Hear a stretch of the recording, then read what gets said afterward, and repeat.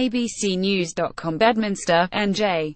The war of words between the US and North Korea continued on Saturday. If the Trump administration does not want the American empire to meet its tragic doom in its tenure, they had better talk and act properly, North Korea said in a statement distributed through state-run media.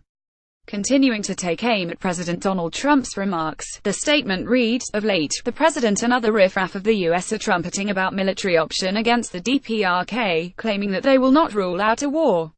Meanwhile, they introduce huge strategic nuclear assets into the Korean peninsula, staging reckless nuclear war games and rendering the regional situation extremely tense. The US has done all sorts of wrongs to the DPRK, styling itself the only superpower in the eyes of the world," the statement continued. But now it finds itself in an ever-worsening dilemma, being thrown into the grip of extreme security unrest by the DPRK. This is tragicomedy of its own making. The North Korean military is capable of fighting any war the US wants, is now on the standby to launch fire into its mainland, waiting for an order of final attack, the rogue nation said in its statement. North Korea's statement follows the president's warning Friday to North Korea about its threats against the United States, saying of that country's leader, Kim Jong-un, "He will not get away with what he's doing. If he utters one threat in the form of an overt threat, which, by the way, he has been uttering for years, and his family has been uttering for years, or if he does anything with respect to Guam or any place else that's an American territory or an American ally, he will truly regret it, and he will regret it fast," said Trump. Speaking later on Friday, Trump reassured residents of the U.S. territory in the Western Pacific. "I feel they will be very safe," he said. "Believe me, they will be very safe. And if anything happens to Guam, there's going to be big trouble in North Korea."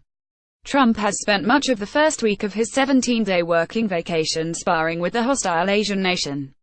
His comment warning Kim against making further threats comes as North Korea claims to be preparing plans to attack the U.S. territory of Guam. One of its military leaders also called Trump bereft of reason and said he was extremely getting on the nerves of its armed forces. "Only absolute force can work on him," said General Kim Rak-yom, the commander of the North Korean military's strategic rocket forces, of Trump, on Wednesday. Trump has said America will respond to North Korean threats with fire and fury, and later that the fire and fury rhetoric wasn't tough enough.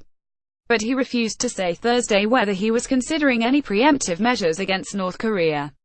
On Friday, Trump indicated that he believed he was sending a clear message to North Korea.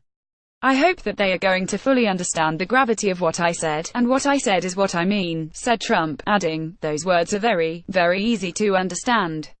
Also on Friday, Trump spoke with Chinese President Xi Jinping and affirmed that the recent adoption of a new United Nations Security Council resolution regarding North Korea was an important and necessary step toward achieving peace and stability on the Korean peninsula, according to a readout of the conversation provided by the White House. President Trump and President Xi agreed North Korea must stop its provocative and escalatory behavior, the readout continued. The presidents also reiterated their mutual commitment to denuclearization of the Korean peninsula. And according to China Central Television, Xi said of the call, "At present, the relevant parties must maintain restraint and avoid words and deeds that would exacerbate the tension on the Korean peninsula." Trump additionally responded Friday to reports that a U.S. official has been involved in back-channel diplomatic efforts with North Korea lasting several months.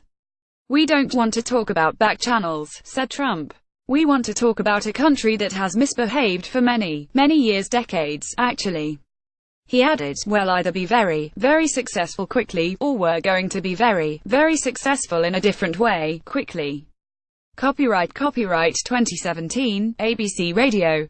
All rights reserved.